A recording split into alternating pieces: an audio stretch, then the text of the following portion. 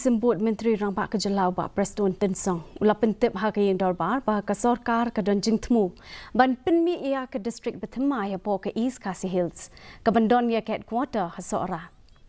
Kani ke jing terwa ke Thmu ban kentiu ia ke rukom trekam ke babiang bat ki kampen roy hakishnong.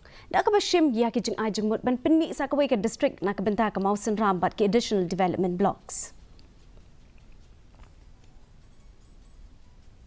We know not only Mausen, we do have quite a number of more places which need the administration going down closer to the people.